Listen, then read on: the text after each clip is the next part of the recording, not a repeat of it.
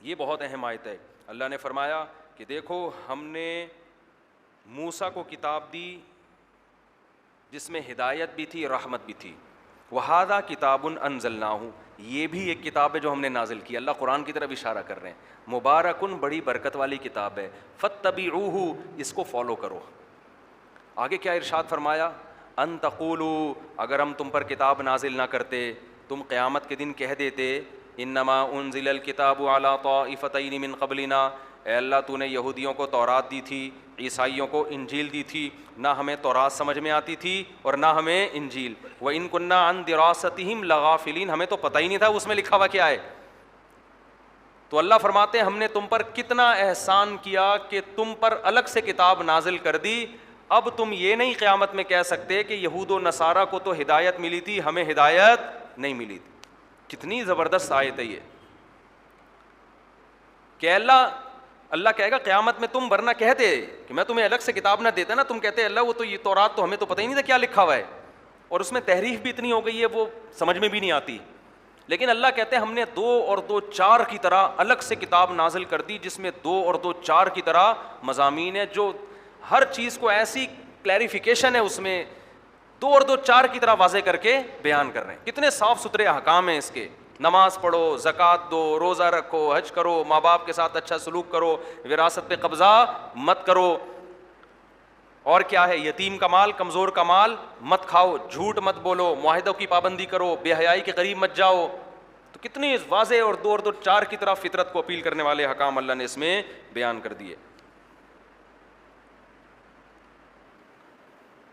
اور ایک اہم حکم اس میں اللہ نے آخر میں سورہ انعام کے یہ دیا کہ آپ اے نبی آپ نے دلائل کے انبار لگا دیے, ان کو بتا دیا کہ یہ توحید کا راستہ, یہ شرک کا راستہ, یہ اسلام کا راستہ, یہ کھانا ہے, یہ نہیں کھانا ہے, ان چیزوں سے بچنا ہے, ان چیزوں کو اختیار کر سکتے ہو.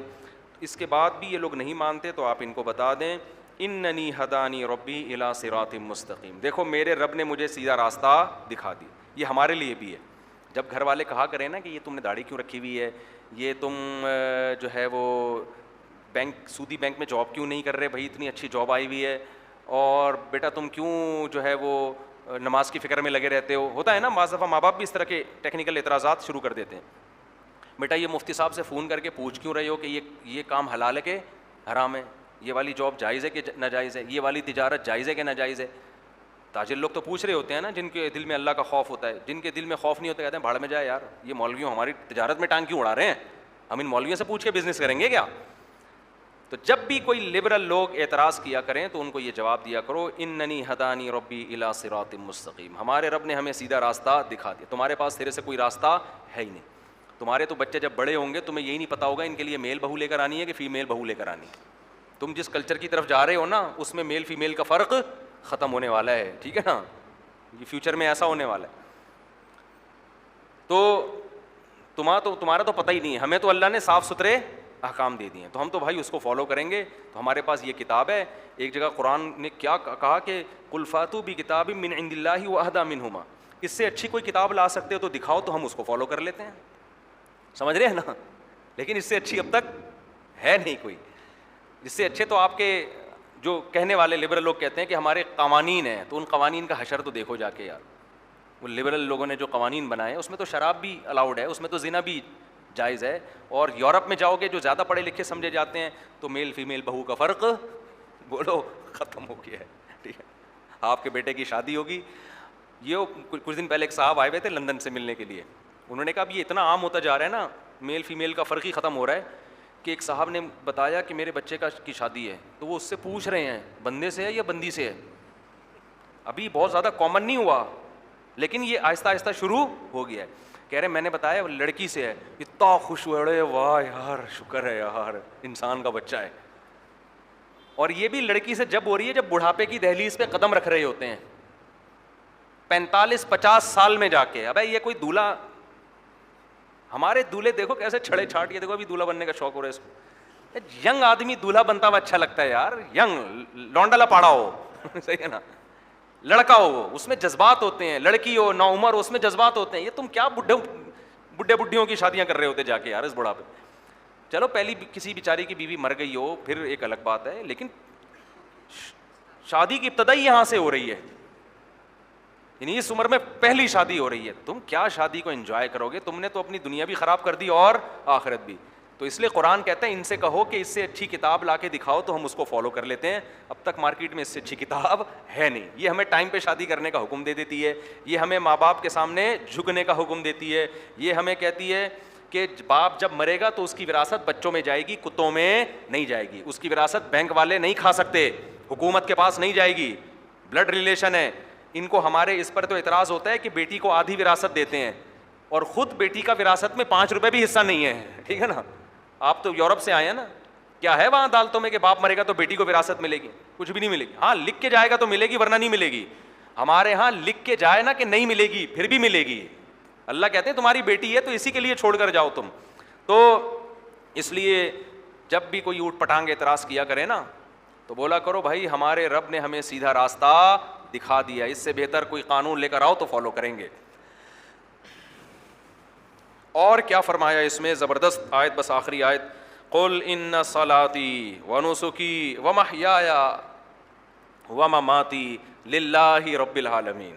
جو مذہب کو فالو کرنے والے لوگ ہیں ان کا ویژن بالکل کلیئر ہے. اے نبی آپ اعلان کر کے بتا دیں, نبی تو دنیا سے چلے گئے, اب یہ ہمیں سکھایا جا رہا ہے کہ ہم بھی اعلان کر دیں کہ بھائی تمہارا لائف اسٹائل اور تمہاری زندگی کا مقصد تو تمہیں خود آج تک پتہ نہیں چلا. جو لوگ مذہب کو فالو نہیں کرتے ان سے پوچھو یار تم کیوں دنیا میں آئے ہو, اس کو یہ نہیں پتا ہوگا میں کیوں. بعض کسی سے سیٹنگ چل رہی ہوگی تو کہے گا میں اس کے لیے پیدا ہوا.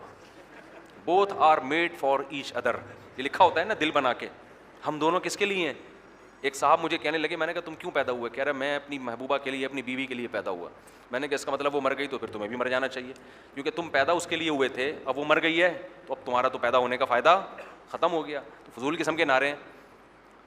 کوئی کہہ رہا ہے میں فلاں کے لیے ہوں, کوئی کہہ رہا ہے میں اپنی سوسائٹی کے لیے ہوں. پھر سوسائٹی کس کے لیے ہے؟ وہ تیرے لیے, تو اس کے لیے, تو دونوں ایک دوسرے کے لیے. تو یہ تو دور لازم آ گیا نا.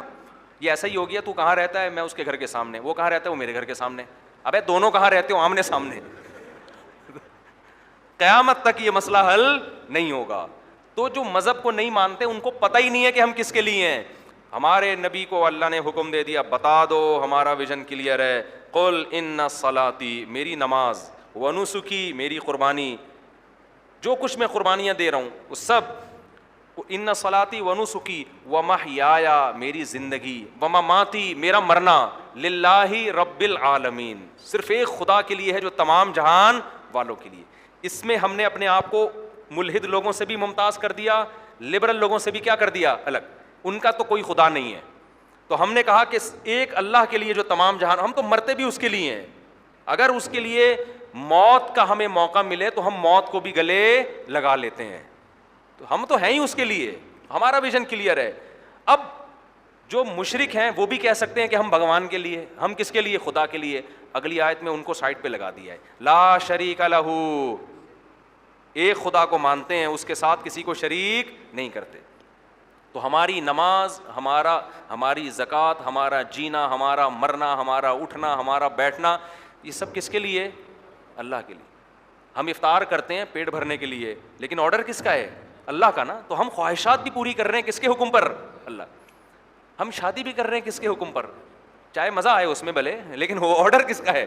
جہاں اللہ نے پرمیشن دے دی حلال کی, روٹی کھانے کی پرمیشن دے دی, صبح سحری میں ملائی کے ساتھ پراٹھا کھانے کی پرمیشن دے دی.